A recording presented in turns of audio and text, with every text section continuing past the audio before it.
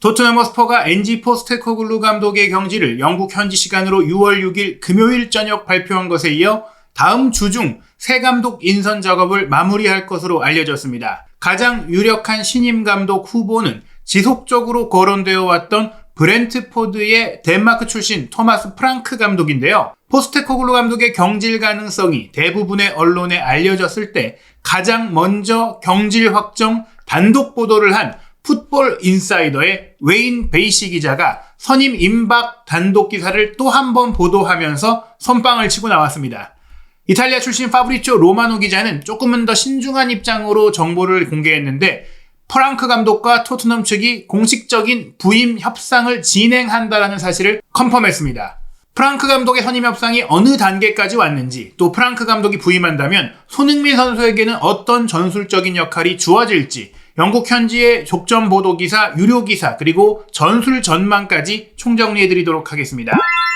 현직 프리미어리그 감독 브렌트포드 감독직을 수행하고 있는 토마스 프랑크 감독은 2027년 6월 30일까지 아직 브렌트포드와의 계약이 2년이나 더 남아 있습니다. 2018년 10월 하부리그에 머물러 있던 브렌트포드에 부임해서 카라바오컵 4강 진출 및 프리미어리그 승격, 그리고 프리미어리그 승격 후 꾸준히 잔류를 이끌어내면서 안정적으로 쉽게 무너지지 않는 팀을 이끌어왔고, 비록 유럽 대항전 진출이라는 미션은 계속해서 아슬아슬하게 놓쳐왔지만 더 좋은 팀을 만난다면 그 성과를 낼 수 있을 것이다라는 잠재력을 인정받은 검증된 감독이라고 할 수 있습니다. 그리고 이 감독의 선임 가능성에 대해서 웨인 베이시 기자, 골닷컴의 북런던 지역 편집장으로 활약하다가 풋볼 인사이더로 이직한 이후 본인의 활약과 취재력으로 풋볼 인사이더 매체 자체의 공신력까지 끌어올리고 있는 웨인 베이시 기자가 포스테코글루 감독 경질 단독에 이어 토트넘이 프랑크 감독을 밤샘 협상 끝에 선임하는 데 임박했다, 선임 직전 단계까지 협의가 진행됐다라고 보도했습니다. 이 보도는 영국 시간으로 6월 7일 토요일 오전 8시 31분에 나온 따끈따끈한 기사인데요. 한국 시간으로도 6월 7일 토요일에 알려졌고 6월 8일 일요일로 넘어오는 시점에 추가적인 정보들이 계속해서 나오면서 아마도 6월 9일 월요일 이후 시점에 빠르면 월, 화, 수, 늦어도 목, 금 안에는 새 감독으로 확정이 될 수 있다. 만약 무산된다면 다른 후보자와 빠르게 협상이 이어질 수 있겠지만 현 시점의 정보를 보자면 토마스 프랑커의 계약이 마무리 단계에 있다고 볼 수 있는 상황입니다. 우선 웨인 베이시 기자가 쓴 기사 전체 내용부터 살펴보겠습니다. 토트넘이 토마스 프랑크를 신임 감독으로 선임하기 직전 단계에 도달했다고 풋볼 인사이더가 확인했다. 토트넘 구단은 브렌트포드의 토마스 프랑크 감독의 바이아웃 금액 약 1,000만 파운드의 금액을 지불할 의사가 있는 것으로 알려졌다. 그리고 이 돈은 한국 돈으로 180억 원이고요. 포스테코글루 감독의 2년치 연봉에 해당하는 금액이고, 또 포스테코글루 감독을 이번에 내보내면서 지불한 위약금 400만 파운드, 200만 파운드의 유로파리그 우승 보너스보다도 큰 금액입니다. 즉 프랑크 감독을 선임하는데 이 정도 투자를 해도 좋다라는 내부 합의가 이루어졌다라는 것, 포스테코글루 감독을 경질하면서도 구단 이사회가 만장일치의 합의에 도달했는데 요한랭 테크니컬 디렉터가 적극적으로 추천해왔던 토마스 프랑크 감독 선임에 대해서 레비 회장도 최종적으로 동의했다라는 것을 보여주는 대목입니다. 이는 엔지 포스테코글루 감독의 후임을 최종 확정하기 위한 움직임이라고 덧붙였는데요. 토트넘은 이미 프랑크 감독 측과의 예비 협상을 진행했으며, 이 얘기는 감독 본인이 아닌 감독의 대리인과 예비적 협상을 진행을 했고, 다음 주 안에 이 감독을 선임한다. 즉 다음 주 안에는 감독 본인을 직접 만나서 마지막 조건과 또 팀의 운영 방향 등을 논의하고 사인하고 발표 단계로 넘어간다는 얘기입니다. 토트넘 구단은 프랑크 감독이 토트넘 합류에 긍정적이라는 확신을 가지고 있으며 17년 만에 트로피를 들어올린 현재 스쿼드를 한층 더 발전시킬 수 있다고 믿고 있다. 이 얘기는 프랑크 감독의 대리인이 브렌트포드에서 지금 일하고 있는 프랑크 감독의 입장이 지금 팀을 떠나도 좋다, 바이아웃 금액을 지불해서 계약을 해지해준다면 토트넘으로 기꺼이 가겠다라는 의사를 전달한 것으로 볼 수 있는 것입니다. 토트넘은 지난 금요일 저녁 포스테코글루 감독의 경질을 공식 발표했으며, 앞서 풋볼 인사이더는 이미 지난 일요일에 독점 보도를 통해 토트넘 수뇌부가 호주 출신 포스테코글루 감독의 해임을 결정했다고 보도한 바가 있다. 실제 발표보다 굉장히 이른 시점에 확보한 정보가 정확했다라고 자부하면서 소개한 내용이에요. 즉 토마스 프랑크 감독의 선임 역시 실제 발표 시일은 조금 더 늦춰질 수 있겠지만 지금 우리가 확보한 정보에 따르면 거의 유력 단계, 임박 단계다라는 것이죠. 토트넘은 수개월 전부터 새로운 감독 후보를 물색해왔으며 현재 프랑크 감독이 풀럼의 마르코 실바와 본머스의 안도니 이라올라보다 앞서서 차기 감독 유력 후보로 부상했다라고 전했는데, 이 협상에 대해 최근 며칠 사이에 구단 내부에서 협상이 급물살을 탔으며 이제 토트넘은 공식적인 영입 제안을 준비 중인 단계로 알려졌다고 했어요. 즉 예비 협상을 한 거니까 구체적으로 브렌트포드 구단 측에 어떤 공식적인 오퍼나 레터나 바이아웃 금액 지불 의사 등을 전달한 건 아니고, 그걸 하기 전에 프랑크 감독의 의사를 물어보고 프랑크 감독이 올지 말지에 대한 이야기를 들어봤다. 즉 프랑크가 온다고 했으니 그러면은 브렌트포드 구단과는 협상할 필요가 없다. 그냥 바이아웃 금액 내고 계약 해지해버리고 프랑크 감독과 개인 조건 맞추고 계약 체결하면 끝나는 건데, 이 과정에서 개인적인 조건도 어느 정도 얘기가 오갔기 때문에 남은 것은 구체적인 서류를 만드는 작업뿐이다라는 거예요. 토트넘은 2018년부터 브렌트포드 구단을 지휘해왔던 프랑크 감독의 능력에 대한 확신을 점점 더 굳혔다라면서 포스테코글루 감독을 경질하는 논의와 동시에 프랑크 감독에 대한 검증 작업과 논의 작업을 함께 해왔다라는 것이죠. 프랑크 감독에 대해서는 입증된 프리미어리그 경험, 선수 육성 능력을 통해서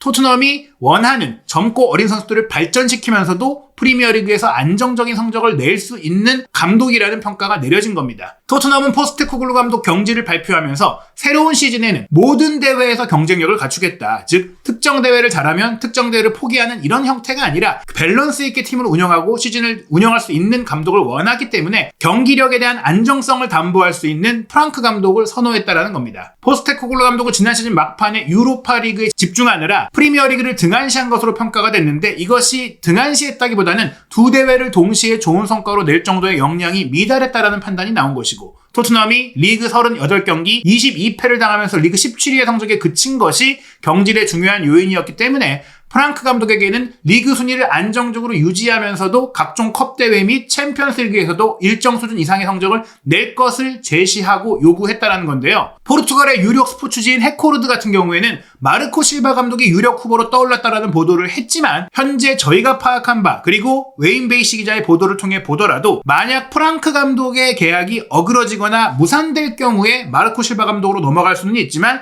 그게 아니라 프랑크 감독과 최종 계약에 도달을 한다면 마르코 실바 감독 거는 자연스럽게 무산될 것이다라고 보는 흐름인 것입니다. 토트넘이 프랑크 감독의 능력에 확신을 갖고 있는 또 하나의 요인에 대해서는 2021년 브렌트포드를 챔피언십의 플레이오프 승격 과정에서 토너먼트 형태를 거쳐서 올라왔잖아요. 스완지 시티를 꺾고 올라왔던 과정에서 단판전에서도 강한 모습을 보였다는 점, 그리고 꾸준히 프리미어리그에서 안정적인 성적을 내왔다는 점을 평가했고요. 지난 시즌 같은 경우에도 프리미어리그 38경기에서 승점 56점을 기록하면서 리그 10위를 기록을 했는데, 아이반 토니를 비롯해 굉장히 많은 핵심 선수들이 빠져나가거나 또 부상 선수가 발생했거나 여러 가지 전력 공백이 있었음에도 불구하고 이 정도 성적을 낸 것을 봤을 때는 토트넘에서는 충분히 더 잘할 수 있다는 기대감을 보내는 것입니다. 브렌트포드 같은 경우에는 프랑크 감독이 바이아웃 조항으로 이제 떠나게 될 경우 잔여 계약 2년이 남아있던 감독이 떠나는 만큼 새 감독을 찾아야 되고, 게다가 프랑크 감독이 토트넘으로 오게 된 또 하나의 배경 중에 하나가 아이반 토니를 올 시즌에 잃었던 것도 있지만은 브라이언 음베모도 이제 맨유로 가는 분위기이고, 여러 핵심 선수들이 또 다른 팀으로 이적할 가능성이 제기되면서 브렌트포드와 함께 점점 잘해왔던 함께해왔던 에이스들이 떠나는 상황이 매 시즌 이어지니까 브렌트포드에 본인이 남았을 때 더 좋은 성과, 더 큰 야망을 꿈꾸기가 어렵다. 결국에 나도 새로운 도전을 해야겠다라고 결심을 하게 된 것 같습니다. 풋볼 인사이더가 취재한 바에 따르면 브렌트포드는 이번에 프랑크 감독이 떠난다면 입스위치 타운이 2부 리그로 강등된 가운데 키어런 맥케나 감독을 브렌트포드의 새 감독으로 데려올 것을 고려하고 있다는 정보까지 나왔으니까 이미 이 얘기도 며칠 전부터 나오기 시작을 했어요. 그 얘기 자체가 브렌트포드는 이미 프랑크 감독이 토트넘을 떠날 가능성에 대해 인지하고 있고 어느 정도 굳어지고 있는 상황이다라고 보시면 될 것 같습니다. 이러한 내용은 영국 대표 정론지 중 하나인 가디언에서도 토트넘 내부 정보에 굉장히 정통한 데이비드 하인터 기자 역시 포스테코글루 감독의 경질 기사를 쓰면서 프랑크 감독과 꽤 협상이 진척된 내용을 전달했기 때문에 매우 믿을만한 정보라고 볼 수 있겠습니다. 이 내용도 보시면 토트넘은 포스테코글루 감독의 후임으로 브렌트포드의 토마스 프랑크 감독 선임을 검토하고 있다며 1,000만 파운드의 바이아웃 계약 해지금이 존재하기 때문에 구단 간 협상에 걸림돌이 없다라고 했어요. 물론 계속해서 풀럼의 마르코 실바 감독도 후보군에 있기는 하지만 토트넘은 프랑크 감독 영입을 위해 대리인과 이미 접촉을 했다라고 했고요. 무엇보다 여러 면모를 잘 보여줬다. 수비적인 축구, 실리적인 축구, 이기기 위한 축구, 빌드업 축구, 다양한 전술, 게다가 4백, 3백, 5백까지 넘나들면서 2톱, 1톱, 3톱까지 넘나들면서 전술적으로도 유연하고 또 전술 디테일이 굉장히 뛰어난 감독이라는 점까지도 모두 고려가 됐고 그 점을 또 누구보다 잘하는 인물이 요한 랭 스포츠 디렉터, 덴마크 브렌비 시절에 프랑크 감독과 함께 일했으며 에스턴 빌라 디렉터를 하면서도 프랑크 감독을 선임하려고 했으며 지금 토트넘에 부임한 이후 지속적으로 프랑크 감독을 추천해왔던 요한 랭 디렉터가 프랑크 감독의 장점을 너무나 잘 알고 있기 때문에 이 점을 레비 회장을 비롯한 토트넘 이사진에 설득시켰다고 볼 수 있겠습니다. 토트넘 같은 경우에는 풀럼에서 마르코 실바 감독이 이룬 성과 역시 높이 평가하고 있지만 현재 1순위 타깃은 프랑크 감독이라고 가디언 역시 컨펌했고요. 브렌트포드의 모든 선수와 스태프들이 가격이 붙어있는 상황이다. 즉 브렌트포드에서 데려오고 싶은 선수도 다 바이아웃 금액이 있기 때문에 구단 협의 필요 없이 만약에 프랑크 감독이 오면서 이 선수 함께 데려와 달라, 누구 데려와 달라 이러면 가능한 상황이다. 물론 은베모 같은 경우에는 지금 맨유 이적이 유력하다고 얘기가 나오고 있는데 또 다른 전천후 공격수 요한 위사 같은 경우에는 토트넘에 데려올 수도 있다는 얘기들이 나오고 있고 그 외에 미드필드나 수비 포지션에서도 브렌트포드 선수가 토트넘에 올 가능성까지도 얘기가 나올 정도인 것입니다. 한편 시즌 도중 가장 먼저 거론됐고 저희도 추천을 했었던 본머스의 안도니 이라올라 감독 그리고 크리스탈 팰리스의 올리버 글라스나 감독에게도 토트넘은 관심을 보였지만 두 감독 모두 현재 소속팀에서 만족하고 있고 연장 계약까지 추진하고 있는 상황이다 보니까 현실적으로 데려오기가 어렵다라는 평가를 받고 있어요. 브렌트포드와 풀럼은 결국 유럽 대항전에 못 나가게 됐기 때문에 토마스 프랑크도 마르코 실바도 옮겨서 토트넘에 가서 챔피언스리그에 도전해보고 싶은 의지를 보이고 있지만 글라스너 감독은 팰리스와 함께 유로파리그에 나가게 됐고 이라올라 감독 같은 경우에는 본머스에서 시즌 막판의 경기력이 조금 아쉬웠던 면들도 있고 무엇보다 본머스의 회장이 개인적으로 친밀하게 설득하고 또 붙잡고 좋은 조건을 제시하면서 일단 이라올라 감독은 토트넘에 가는 것보다 본머스에 남는 것을 선호하는 상황이라고 합니다. 세계적인 스포츠 웹진 디 애슬레틱 역시 데이비드 온스테인 기자와 토트넘 담당인 제이 해리스 기자 등을 통해서 현재 토트넘의 후임 감독 프랑크 감독이 될 것이다라고 하며 포스테코글루 감독의 경질 분석 기사에서 벌써부터 프랑크가 토트넘에 어떤 것을 가져다 줄 수 있을까에 대한 분석까지 했어요. 아직 부임하지 않았음에도 불구하고 이 정도 내용을 기술했다는 것은 어지간해서는 선임 가능성이 매우 높다는 것을 알 수 있는 근거겠죠. 디 애슬레틱이 프랑크 감독이 토트넘에 가져다 줄 수 있는 점을 분석한 내용을 살펴보면요. 요한 랭이 2023년 11월 토트넘의 스포츠 디렉터로 부임한 이후 토트넘의 이적 시장 정책이 변화해 왔는데 현재 아치 그레이, 루카스 베리발, 또 윌슨 오도베를 포함해서 23세 이하 선수 영입에 주력을 하고 있죠. 어린 유망주 위주죠. 프랑크 감독이 바로 이런 젊은 선수, 어린 선수를 육성하는데 탁월한 실적을 가지고 있고 또 올리 와킨스, 아이반 토니, 브라이언 은베모 같은 선수들을 무명에서 발굴하고 성장시킨 경험이 있어서 이 선수들을 또 와킨스가 에스턴 빌라로 이적하게 했고 토니는 또 사우디에 거액에 팔렸고 은베모는 맨유까지 갈 수 있는 상황이 됐고 또 본인이 덴마크 청소년 대표팀을 이끌 때도 아주 좋은 선수를 많이 배출해 왔기 때문에 프랑크가 토트넘에 와서 지금 잠재력을 터뜨리지 못하고 있는 어린 선수, 유스 선수, 영입이 된 선수 내지 영입할 선수까지 다 잘 키울 수 있다라고 기대한다는 점도 중요합니다. 또 랭 디렉터와 프랑크 감독이 덴마크의 명문 클럽 브렌비 시절에 함께 일을 했던 인연까지 있기 때문에 왔을 때 선수 영입 과정, 이적 시장에서의 협업도 매우 매끄럽게 이어질 거라고 얘기를 하고 있고요. 또 전술적으로 프랑크 감독이 지난 시즌 대체적으로 지금 토트넘과 유사하다고도 할 수 있는 4-3-3 포메이션을 선호해 왔지만 포스테코글루 감독보다 훨씬 유연했다라면서 특히 브렌트포드가 프리미어리그에 승격을 했던 첫 두 시즌에는 강팀을 상대로 할 때는 3-5-2 전술을 자주 활용하면서 롱볼, 세트피스를 굉장히 효과적으로 운영을 했어요. 챔피언십에서는 강팀의 축구를 하면서 빌드업하고 점유하고 전방 압박을 했지만 승격한 이후에는 잔류하기 위해서 3백 세우고 또 롱볼로 뒷공간 때리고 세트피스로 간결하게 플레이하고 이런 것도 잘했다는 것이죠. 또 그러다가 잔류를 안정적으로 이뤄낸 다음에는